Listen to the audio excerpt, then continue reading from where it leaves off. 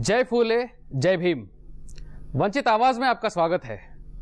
वंचित आवाज ये उन लोगों का आवाज है जिनकी आवाज सदियों से दबाई गई, वंचितों की आवाज। आज हम चर्चा करने वाले हैं बाबा साहब अंबेडकर के एक कोटेशन पर। बाबा साहब अंबेडकर 1952 में कहते हैं, जिस समाज में 10 डॉक्टर, 20 इंजीनियर और 30 लॉयर होंगे, उस समाज के ऊपर हाथ उठाने का या आंख उठाने का भी किसी का हिम्मत नहीं होगा। पर अब हम देखते हैं, हर दिन देखते हैं, किसी न किसी के ऊपर एट्रोसिटी हुआ है, अन्याय हुआ है, अत्याचार हुआ है। इस मुद्दे पर चर्चा करने के लिए हमसे मौजूद एम्स के प्रोफेसर कुलदीप और सुप्रीम कोर्ट से एडवोकेट अंबिका रे जी और कलन प्रसाद जी जो यूपीसीएल के एग्जीक्यूटिव इंजीनियर है। डॉक्टर कुलदीप जी, बाबा साहब अंबेडकर ऐसा कहते हैं कि 10 डॉक्टर, 20 इंजीनियर और 30 लॉयर जिस समाज में है, उस समाज के ऊपर कोई भी आंख उठाने का हिम्मत नहीं करेंगे। ये बाबा साहब अंबेडकर ने क्यों कहा?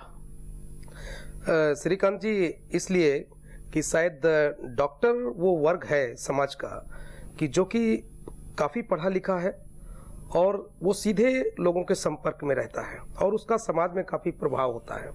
तो बाबा साहब की ये अपेक्षा थी कि यदि डॉक्टर्स अपनी सोशल रिस्पॉन्सिबिलिटी समझेगा तो शायद जो समाज में जिस तरह की हम समाज बनाना चाहते हैं, ये संविधान के अनुसार जिस तरह का समाज का सपना बाबा साहब ने और हम लोगों के लिए देखा था, शायद वो हम आने वाले समय में उस समाज का सृजन कर पाएंगे या गठन कर पाएंगे। प्रसाद जी, आप हमें बताइए, बाबा साहब अंबेडकर ने क्या ऐसा उनके अंदर अपेक्षा थी ये बात कहने का?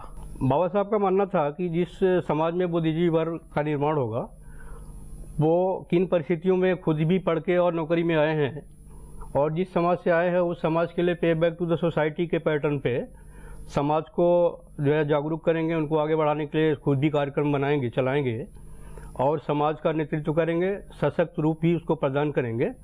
उस दृष्टि से बाबा साहब ने ये जो इंटेलेक्चुअल क्लास डॉक्टर, इंजीनियर और वकील, उन्होंने जो अपेक्षा की थी, और ख़ास करके 1956 में बाबा साहब ने इन पढ़े लिखे लोगों के लिए कहा दृष्टि में कि मुझे मेरे समाज के पढ़े लिखे लोगों ने धोखा दिया।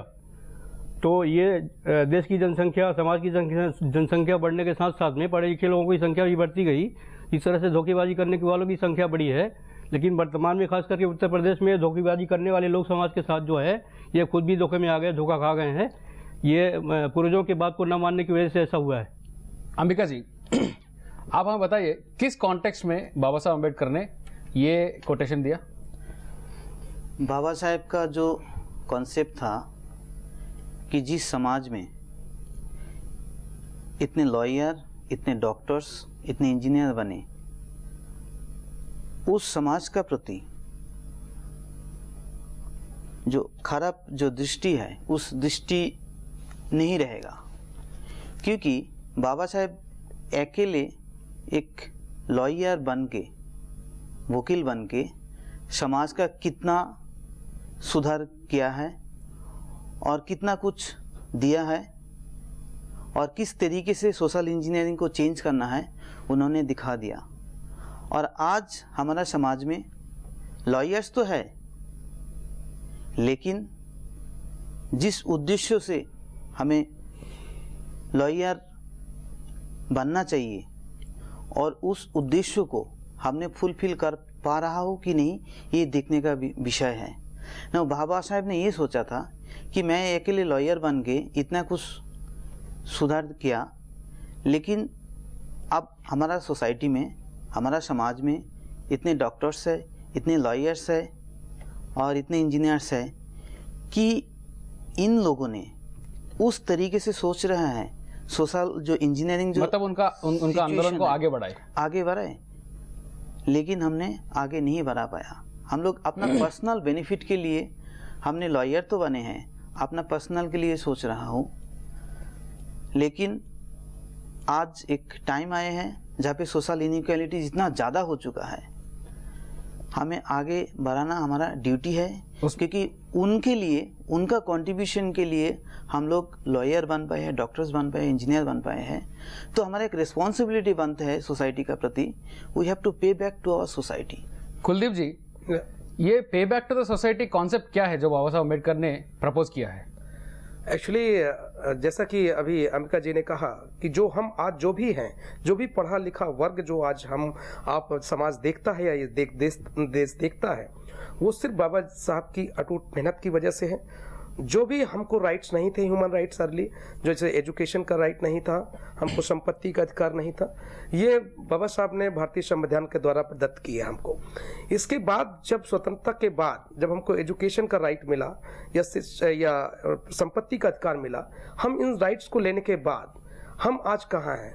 क्या आज हम डॉक्टर बनने के बाद, इंजीनियर बनने के बाद, एडवोकेट बनने के बाद क्या हम समाज की तरफ देख रहे हैं?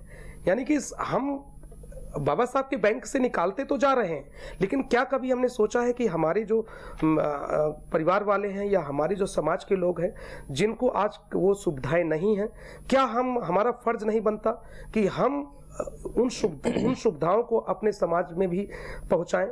इसीलिए बाबा साहब ने पे बैक टू सोसाइटी का कॉन्सेप्ट दिया था, और बाबा साहब ने कहा था अपने 1956 में कि यदि आप अपने जो सैलरी का यदि 5% आप लोग यदि कंट्रीब्यूट करते हो समाज में, तो जो अभी समाज में जो वो लोग जो कि अभी भी आगे नहीं बढ़ पाए या किसी वजह से जिनको एडवांटेज नहीं मिला, उन लोगों को शायद उस चीज का एडवांटेज हम लोग दिला सकते हैं। ये बाबा साहब का पे बैक टू द सोसाइटी का कॉन्सेप्ट था। अंबिका जी, बाबा साहब अम्बेडकर तो ये कहे है कि जिस समाज से डॉक्टर, इंजीनियर, लॉयर तो एग्जाम्पल के तौर पे शायद बताए थे, जिस समाज से एजुकेटेड क्लास पैदा होता है वो एजुकेटेड क्लास पे बैक टू सोसाइटी करेगा। पर अभी हम हर दिन देखते हैं कि अलग अलग जातियों के समूह के ऊपर अन्याय, अत्याचार हो रहा है। क्या बाबा साहब गलत थे? क्योंकि अभी तो हजारों डॉक्टर है, हजारों लॉयर है, हजारों इंजीनियर है। क्या बाबा साहब गलत थे? नो, बाबा साहब ने हमें जो कॉन्सेप्ट दिया है वो कॉन्सेप्ट कि हम लोगों को काम करना है, हम बन तो गया है, लेकिन हमारा जो ड्यूटी है पे बैक टू द सोसाइटी, उसको हमने फुलफिल नहीं कर पा रहा हूँ। आज तक हम एक अच्छा ऑर्गेनाइजेशन लॉयरों में नहीं बना पाए हैं। लॉयर तो बहुत है, काफ़ी बने हैं, लेकिन नहीं बना पाया। इसके कारण से जो लॉयर से जो जजेस बने हैं, एससी कम्युनिटी या एसटी कम्युनिटी से जो जजेस बने हैं, उनका भी प्रमोशन में बहुत सारा प्रॉब्लम हो रहा है, और इसको डायरेक्ट सुपरविजन हाईकोर्ट करते हैं। अभी फिलहाल वक्त है एक छोटा सा कमर्शियल ब्रेक का। हम जल्द लौटेंगे, हमारा चर्चा जारी रखेंगे।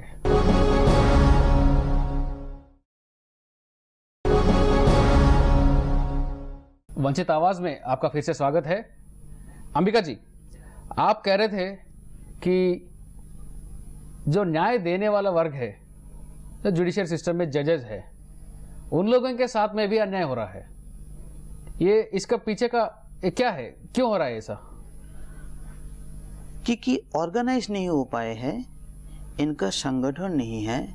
जो उनका खुद का जो एक संगठन, जब वकील थे, उनका ड्यूटी होना चाहिए था कि हम भी कुछ सोसाइटी के लिए करें, हम भी सोसाइटी के लिए कुछ लड़े। जब भी इस टाइप का सिचुएशन आते हैं, हमने प्रॉपरली उस चीज़ को कोर्ट का सामने भी नहीं ले आ पाते। तो ले आने के लिए भी हमारा कुछ सोशल एक कंट्रीब्यूशन हमें करना चाहिए, वो हम नहीं करते हैं। इसीलिए जो हम नहीं किया है उसी का ही रिटर्न हमारा पास ही हमें ही मिल रहा है। आपका कहने का मतलब क्या है अंबिका जी? ये बाबा साहब अम्बेडकर का जो कहना है, ये डॉक्टर, लॉयर और इंजीनियर के रिलेशन में इसका क्या संबंध है?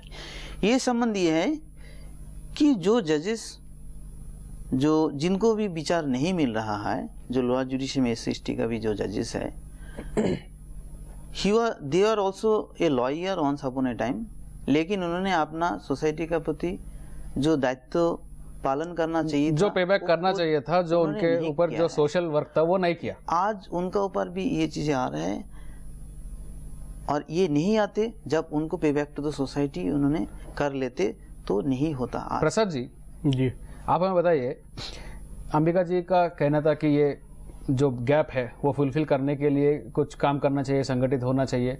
क्या ये सही में ऐसा संगठित होने से इसका उपाय मिलेगा? ये जो अन्याय अत्याचार होता है, इतना पढ़ा लिखा होने के बावजूद भी क्या इसका संगठित होना ये एक सोल्यूशन है? Bharat Ratna doctor B.R. अम्बेडकर ने इस संगठन के बारे में जो कहा है उसको हमारा पढ़ा लिखा जो इंटेलेक्चुअल क्लास भी लेके चलता है। शिक्षित करो, संगठित करो, संघर्ष करो। संघर्ष का मतलब यहाँ प्रयास से है। संगठित करने का मतलब कि संगठित करिए, लोगों को शिक्षित करिए। तो शिक्षित करके संगठन बना के फिर प्रयास जो उनके दायित्व है, क्या समाज को दिलाना है, अपने को क्या पाना है, इस क्षेत्र में जो है ये जो इंटेलेक्चुअल क्लास है उसकी बड़ी भूमिका बननी चाहिए थी। दुर्भाग्य से ये सोसाइटी में लोगों को जो प्रोविज़न मिला, जो अवसर मिला, चांस मिला आगे बढ़ने का, तो वो पे बैक टू द सोसाइटी जो पीछे का हिस्ट्री है, किन महापुरुषों ने, पूर्वजों ने हमारे त्याग बलिदान दिया है, जिनकी वजह से प्रोविज़न कॉन्स्टिट्यूशन में आया है। तो वैसे देखा जाए तो जो रिप्रेजेंटेशन है उसको बू के तौर पे रिजर्वेशन शब्द प्रयोग किया जाता है, पूरे देश भर में प्रचारित किया जाता है। तो अगर बाबा साहब ने कहा कि रिप्रेजेंटेशन इन ट्रू डेमोक्रेसी, लोकतंत्र में जो प्रतिनिधित्व है, प्रतिनिधि का अधिकार जो होता है ना, तो लोकतंत्र में जो प्रतिनिधित्व है वो लोकतंत्र का प्राण तत्व है। ये प्रतिनिधित्व को आप नकार नहीं सकते। तो इस संदर्भ में मेरा मानना है, हमारे पूर्वजों ने जो तय किया उसके परस्पर जो व्यवस्था आई अस्तित्व में, उस व्यवस्था के तहत जो लोग आगे बढ़े हैं, तो स्वाभाविक रूप से उन लोगों ने अपनी जो नैतिक जिम्मेदारी महसूस करके काम करना चाहिए समाज के लिए। डॉक्टर साहब ने जो बात रखी है कि बाबा साहब ने कहा था 20वां हिस्सा अपनी कमाई का, या उसका 5% कहा जाता है 20वां हिस्सा को, तो उस संदर्भ में अगर लिया जाए तो इनकम टैक्स डिपार्टमेंट की जो पाबंदियां आज पर रूल, उसमें हम इनकम लेते हैं तो इनकम टैक्स निकाल के खुद अपनी जिम्मेदारी महसूस करते हैं कि जो टैक्स आता है इनकम का, उसका राउंड अप करके भी हम बढ़ा के टैक्स डिपार्टमेंट को देते हैं। ये रेस्ट्रिक्शन जो टैक्स डिपार्टमेंट का है उसका हमें भय रहता है कि हमें इनकम पर टैक्स देना है। अगर सरकार की तरफ से ऐसी कोई रेस्ट्रिक्शंस होते, ये हमारे समाज की तरफ से, समाज की तरफ से ऐसी कोई पाबंदियां होती कि नौकरी में आने के बाद आपको इतना देना ही देना है, नहीं की स्थिति में आपका प्रमोशन बाधित होगा, या समाज की तरफ से और भी कोई परेशानियां पैदा की जाएंगी। क्या आपका मतलब कहना है कि पे बैक टू सोसाइटी का मतलब पे बैक पैसा करना? जी, ना मात्र पैसा नहीं, ये जो कमाने वाले लोग हैं इनको बुद्धि, पैसा, समय, श्रम, हुनर का मालिक माना जाता है, धनी माना जाता है। तो आज जो है रिजर्वेशन या रिप्रेजेंटेशन के माध्यम से जिनको अवसर मिला है वो धन से तो धनी हो गए ज़्यादातर लोग प्रतिनिधि हमारे, लेकिन मन के गरीब बने हुए हैं। तो ये मन की गरीबी जब खत्म नहीं होगी तो जिस सोसाइटी से आया है वाकई में उस सोसाइटी के प्रतिनिधि, तो हम प्रतिनिधि की सीट पे तो बैठ गए, लेकिन सीट पे बैठने के बाद समाज को प्रतिनिधित्व की भूमिका में अभी तक हम कभी अपना भूमिका निभाए नहीं है। ये बड़ा संकट हमारे समाज के पढ़े लिखे और नौकरी में आने वाले प्रतिनिधियों के लिए है, संकट खड़ा कर। डॉक्टर कुलदीप जी, प्रसाद जी ने कहते हैं कि रिजर्वेशन ये शब्द जो है ये रिप्रेजेंटेशन है वास्तविक में। क्यों ये वर्ग पे बैक कर नहीं पाती है, ऐसा कोई वजह है? देखिए, इसकी बहुत सारी वजह हैं। एक तो पहली चीज है सेल्फ रियलाइजेशन। अगर वास्तव में हमारा समाज ये मानता है कि जो भी हमको चीजें मिली हैं वो बाबा साहब के अथक प्रयासों से मिली हैं और भारतीय संविधान के द्वारा मिली हैं, और जैसा कि प्रसाद जी ने कहा कि ये जो रिजर्वेशन आज का मिला, जिसकी वजह से हम लोग सब नौकरी में बैठे हुए हैं, और जो भी हमारे पॉलिटिकल लीडर्स जो भी पार्लियामेंट में जाते हैं या असेंबली में जाते हैं, वो एक रिजर्वेशन जो मिला वो कॉन्स्टिट्यूशन के द्वारा है, वो बाबा साहब के अथक प्रयासों से मिला, और वो पूना पैक्ट का रिजल्ट है, आप लोग सब लोग जानते हैं।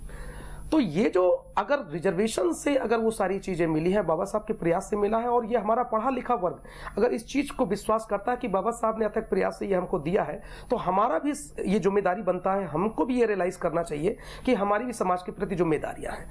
तो पहली चीज जो रिस्ट्रिक्शन है कि लैक ऑफ सेल्फ रियलाइजेशन। हमारे लोगों में सेल्फ रियलाइजेशन नहीं है इस बात का। हम लोग ये अगर सोच लें कि जिस तरह से भाई समाज में, एक छोटा सा एग्जांपल दूंगा कि कोई भी अगर वैकेंसी निकलती है, चाहे वो मेडिकल की हो, इंजीनियरिंग की हो या जुडिशियल सर्विसेज की हो, कोई भी वैकेंसी वो डॉक्टर कुलदीप के नाम से नहीं निकलती, वो मिस्टर अंबिका राय के नाम से नहीं निकलेगी, या मिस्टर प्रसाद के नाम से नहीं निकलेगी। वो जो वैकेंसी निकलेगी वो उस समाज के नाम से निकलेगी, उस समाज के प्रतिनिधि के रूप में निकलेगी। अब उस समाज में जो भी पढ़ा लिखा वर्ग है, या भी जो भी व्यक्ति उसकी एलिजिबिलिटी क्राइटेरिया को फुलफिल करता है, या जो भी व्यक्ति उस एग्जाम में सबसे ज्यादा मार्क्स लाता है, उस समाज का प्रतिनिधित्व करता है। हो क्या रहा है कि उस रिजर्वेशन का लाभ लेने के बाद जब आदमी पोस्ट पे पहुंचता है तो उसके समाज के प्रति जिम्मेदारी शुरू होती है उस समय। लेकिन हमारे लोग क्या करते हैं, या वो प्रतिनिधि जो समाज से, इन समाज से आता है, वो जैसे ही पोस्ट लेता है वो समाज को भूल जाता है। उसको सिर्फ अपने पर्सनल चीजें याद रहती हैं, अपने पर्सनल सुख सुविधा के बारे में ज्यादा सोचता है। दूसरी चीज, आज का जो भौतिकवादी समाज है, हमारे रूरल जो क्लास रहा है आज तक का, उसने ऐसी फॉल्स चीजें क्रिएट कर रखी हैं, जैसे कि मेरिट। अगर आप देखें तो अगर किसी को लोग अपना छुपाते, अपना कैटेगरी छुपाते हैं, वो ये कोशिश करते हैं कि अगर कोई डॉक्टर बन गया तो वो ये सोचते हैं कि किसी को पता ना चले कि वो किस वर्ग का डॉक्टर है। ये लैक ऑफ सेल्फ रियलाइजेशन। ऐसा पता चलने से क्या होगा कुलदीप जी? पता चलने से जो कि मैंने कहा कि अभी भी बहुत सारे फॉर्म ऑफ एट्रोसिटीज मौजूद हैं। कुलदीप जी, अब फिलहाल वक्त है एक छोटा सा कमर्शियल ब्रेक का। हम जल्द लौटेंगे, हमारी चर्चा जारी रखेंगे। वंचित आवाज में फिर एक बार आपका स्वागत है। अंबिका जी, बाबा साहब जब कहे थे कि ये पढ़ा लिखा वर्ग जो है, ये वर्ग सोसाइटी को पेबैक करेगा, इसका मतलब है कि ये हर कम्युनिटी के अंदर ये क्रीम जैसा काम करेगा। वो सोसाइटी को प्रोटेक्ट करेगा, वो सोसाइटी का राइट्स को उन तक ले जाएगा। ये उनका कहने का पीछे का मकसद था, ऐसा प्रोमिनेंट लोगों ने बताया है। आप क्या मानते हैं इस बात के पर? बाबा साहब का जो कॉन्सेप्ट है कि हमें कंट्रीब्यूशन करना पड़ेगा, हमारा जो रिस्पॉन्सिबिलिटी है to pay back to the society, we have to do that with intention कि अच्छे सोसाइटी इक्वलाइज हो जाए, और इक्वलाइज हो जाए तभी हमारा सोसाइटी डेवलप करेगा, नहीं तो नहीं करेगा। नहीं तो 80% जो पॉपुलेशंस है, इनका जो प्रॉब्लम है बहुत ज़्यादा है, और जो 20% है उनका थोड़ा सा अच्छा पोजीशन में है। सो 80% को इक्वलाइज आप कैसे करेंगे? तो इम्बैलेंस सोसाइटी में आप जो अभी हमारा जो पॉलिसी पैरालिसिस हो रहा है because of this imbalances of the society. Ambika ji, आप जो बता रहे हैं, या डॉक्टर कुलदीप जी जो बता रहे हैं, या प्रसाद जी जो बता रहे हैं, ये सोसाइटी को पेबैक करने का मामला जो इसमें फंडामेंटल है। जब पेबैक करेगा तब सोसाइटी के ऊपर या उनके कम्युनिटी के ऊपर एक सेफगार्ड होगा। ये मौलिक बात है आपके बातों से। तो ये करने के लिए, ये पेबैक करने के लिए कौन रोक रहा है? प्रसाद जी, आप हमें बताइए। बाबा साहब के शब्दों में कि ये रिजर्वेशन मात्र नौकरी का मामला नहीं है, ये प्रतिनिधित्व का मामला है। और प्रतिनिधित्व, फिर वही बात, प्रतिनिधित्व लोकतंत्र का प्राण तत्व है, आप इसको नकार नहीं सकते। लेकिन जिन प्रतिनिधियों को ये अवसर मिला है, हमारे पूर्वजों के त्याग बलिदान के परिणाम स्वरूप अवसर मिला है, उनके अभाव में, जो एहसास के अभाव में उन्होंने जो समाज के लिए वो कार्यक्रम और स्तर बनाना चाहिए था वो नहीं बनाया। इत्तेफाक से एक मैं ऐसा उदाहरण एक दो लेना चाहूँगा कि ये जो कास्ट सर्टिफिकेट लगा के जो कौम के प्रतिनिधि नौकरी में आए, एक ही जन्म में चमत्कारी की व्यवस्था में परिवर्तन की बात होती है। प्रतिनिधि जो नौकरी में आ गया है उसकी दशा तो बदल गई, लेकिन दिशा खुद की उसकी नहीं बदली। अगले जनरेशन की भी और उसकी खुद की भी। क्यों? दिशा सोच बदलने से बदलती है। कुलदीप जी, प्रसाद जी कहे हैं कि अभी उनके बातों के आधार पर मैं आपको एक सवाल करना चाहता हूं। आप डॉक्टर हो और देश का सबसे बड़ा हॉस्पिटल में आप असिस्टेंट प्रोफेसर के काम कर रहे हो। इस लेवल तक पहुंचने के लिए आपने कई स्टेप्स चढ़े होंगे। ये जर्नी में आपको बहुत सारे दिक्कतें आए होंगे। ये दिक्कतें आने के बाद में क्या अभी आपको कभी लगा है मैं पेबैक करना है, या करने के लिए आपने अभी तक क्या किया, ये हमें बताइए। देखिए श्रीकांत जी, यदि आप मेरे पर्सनल उसके बारे में, अचीवमेंट के बारे में पूछेंगे, या पर्सनल मेरा क्या कंट्रीब्यूशन रहा है, यदि आप उसके बारे में पूछेंगे, तो सिर्फ मैं इतना कहूंगा कि जो भी आप एक डॉक्टर हो और देश का सबसे बड़ा हॉस्पिटल में काम करते हो, तो आपका कम्युनिटी का रिप्रेजेंटेशन जब अभी सभी वक्ताओं ने बोले हैं, तो उसके आधार पर मैं ये कह रहा हूं कि आप कम्युनिटी का रिप्रेजेंट करने का जो आप सभी को बता रहे हैं वो आपके ऊपर भी है। तो आपने क्या किया? देखिए, एम्स में या किसी भी मेडिकल कॉलेज में जो डॉक्टर होता है वो कई मल्टीपल रोल में होता है। जैसे यदि मैं डॉक्टर हूं तो मेरा काम पेशेंट देखना है, मेरा काम एक टीचर भी हूं, मैं टीचिंग करना भी है, मैं एक रिसर्चर भी हूं, मेरा काम रिसर्च करना है और रिसर्च को मेंटर, ये प्रोफेशन है, प्रोफेशन।